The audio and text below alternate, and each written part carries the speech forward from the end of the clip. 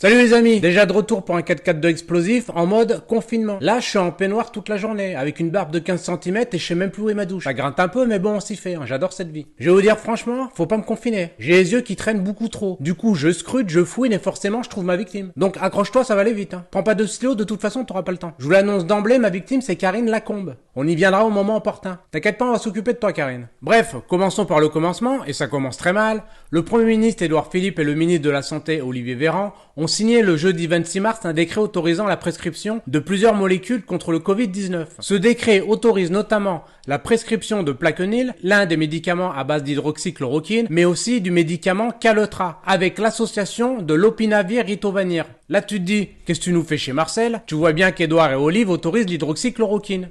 C'est vrai, le 26 mars, comme vous pouvez le voir avec ce décret. D'ailleurs, Didier Raoult s'en félicite sur Twitter. Mais problème, ça ne l'est plus le 27 mars. Puisque dès le lendemain, avec l'aimable silence assourdissant des médias, ils ont modifié le décret. Le renouvellement de prescription n'est plus autorisé. Le traitement du professeur Raoult reste donc inaccessible aux Français, mais uniquement pour les personnes en état grave. Quand c'est trop tard, en fait. Je suppose que tu découvres ce nouveau décret et que tu pensais, comme tous les Français, y avoir droit. Eh ben non. Ni TF1, ni CNews, ni BFM n'ont communiqué sur ça. Je demande bien pourquoi. Donc écoute bien la pirouette. Il est autorisé d'administrer cette molécule contre le Covid-19 à l'hôpital uniquement. Et seulement au cas grave. Est-ce que vous entendez ça? C'est d'une stupidité monstre, comme le rappelle le professeur Raoult. Ça veut dire que l'on va administrer l'hydroxychloroquine au moment où les malades ont une insuffisance respiratoire et n'ont presque plus de virus. C'est trop tard. C'est quand ils ont une forme moyenne et modérée qu'il faut les traiter, car c'est à ce moment-là qu'on peut contrôler les virus qui se multiplient. Quand les malades sont rentrés en réanimation par exemple, le problème c'est plus le virus, hein.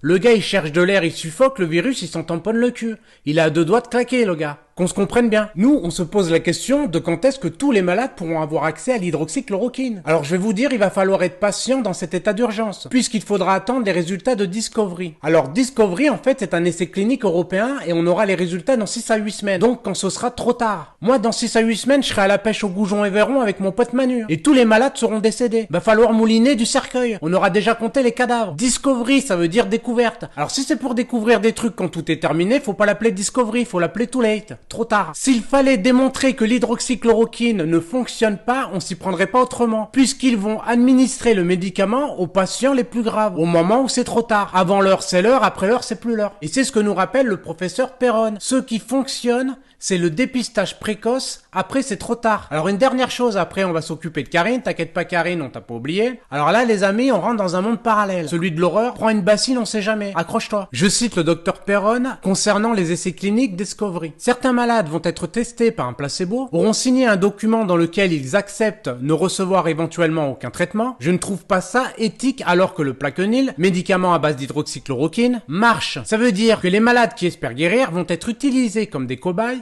et on donnera à une partie des malades un placebo et à l'autre le médicament. Donc, terminer les lapins, les rats, les souris de laboratoire, c'est au tour des êtres humains. Est-ce que vous vous rendez compte de la gravité de ce que je suis en train de vous raconter? C'est très grave. Mais c'est pas fini, j'en ai encore dans le tiroir. Alors là, il se passe une chose incroyable. On voit apparaître partout une certaine Karine Lacombe. Du jour au lendemain, elle squatte tous les plateaux et toutes les radios pour discréditer Raoult. L'autre, tu l'entends piailler, mais on sait pas qui c'est. Mais bougez pas, on va lui faire son CV. La Karine, elle est chef de service des maladies infectieuses à l'hôpital Saint-Antoine à Paris, mais aussi chercheuse à l'INSERM, dont Yves Lévy était président et mari d'Agnès Buzyn, ancienne ministre de la Santé, concurrent direct de l'IHU à Marseille de Didier Raoult. Mais quand on cherche son nom dans Esperscape, alors que le professeur Raoult est classé premier chercheur mondial pour les maladies infectieuses, elle n'y figure même pas. Néant la Karine. Alors je sais pas ce qu'elle cherche, mais en tout cas elle le trouve pas, ça c'est sûr.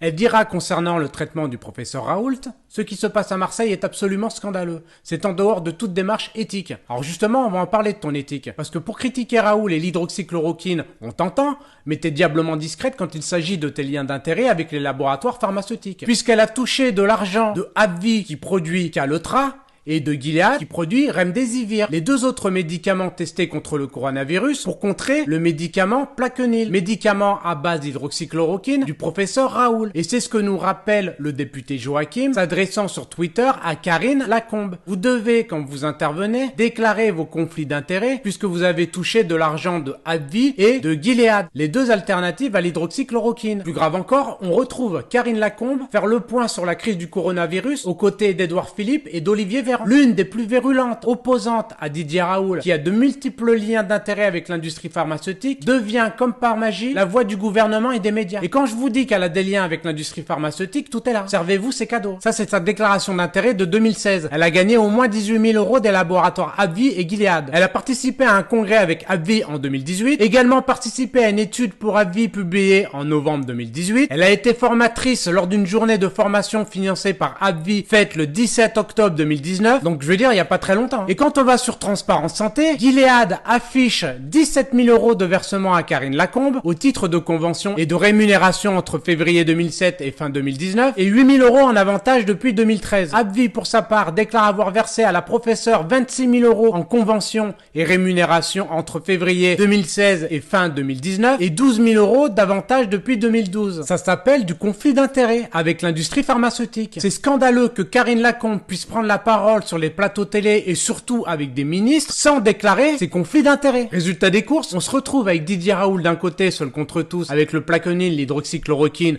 au prix de 4,17 € et en complément, l'azithromycine au prix de 7,68 €, ce qui fait un total de 11,85 €. Et de l'autre, on a Karine Lacombe avec le Calotra au prix de 109,04 € la boîte de 60 et 433,72 € la boîte de 120. Alors, ne me demandez pas pourquoi la boîte de 60 pour arriver à 120 se retrouve quadruplée pour arriver au prix de 433,72 €. Pognon, pognon, pognon. Et comme ça va être remboursé à 100%, c'est jackpot. Mais je rappelle quand même qu'on est face à des malades, pas des tirelires. Et pour ajouter à la malhonnêteté, écoutez bien l'horreur, le lopinavir et le ritonavir, en plus d'être des noms imprononçables, ils sont aussi efficaces que valent au gouvernement. Tu prends 2 fraises Tagada, tu les bouffes, c'est la même chose. Mais maintenant que Karine Lacombe est grillée, puisque bon, ça parle beaucoup sur les réseaux sociaux, son compte Twitter a disparu, sa page Facebook a pris la tangente et sa page Wikipédia a déserté. Tout a été supprimé. Que les médias s'intéressent à ce fait étrange. Il y a matière à se poser des questions tout de même. Demandez-vous comment se fait-il qu'on mette autant de temps à balancer l'hydroxychloroquine aux malades du coronavirus, alors que c'est utilisé en ce moment même et depuis un bail aux États-Unis, la Chine, la Corée, l'Inde, l'Italie, l'Iran, les Pays-Bas, la Belgique, le Maroc ou l'Algérie. Ils sont en train de diaboliser le professeur Raoult avec des études bidons pour une guerre avec Gilead et AbbVie et à la fin, ils vont nous pondre un vaccin. Je vais vous dire franchement, je fais tout pour pas tomber dans le complotisme. Mais ce gouvernement dépasse mes compétences. Je suis même pas à la hauteur. Ils vont trop vite les mecs. J'ai même pas le temps d'imaginer un complot que c'est déjà en œuvre. C'est quand même incroyable cette histoire. Cachez-vous bordel de merde. Faites ça en douce. Me servez pas la soupe sur un plateau. Bref, voilà les amis, je voulais absolument vous alerter sur ça. Je rappelle aussi, et je peux vous assurer, que si demain on nous met entre les mains un coronavirus 2, le retour est bien plus puissant, on est foutu. On est préparé de rien. L'industrie pharmaceutique pense d'abord à vendre son cacheton. Donc nos gamins sont en grand danger dans ce pays, la France. Je pense que le coronavirus est un avertissement que tous les Français devraient prendre au sérieux. Sinon, on crèvera tous comme des merdes. Et ça, je vous le garantis sur facture. Va bien falloir que ça change cette histoire. Allez, salut les confinés. N'oubliez pas que si vous regardez cette vidéo, vous ne pourrez plus ignorer la vérité. Et ça, c'est déjà pas mal. Allez, à ciao.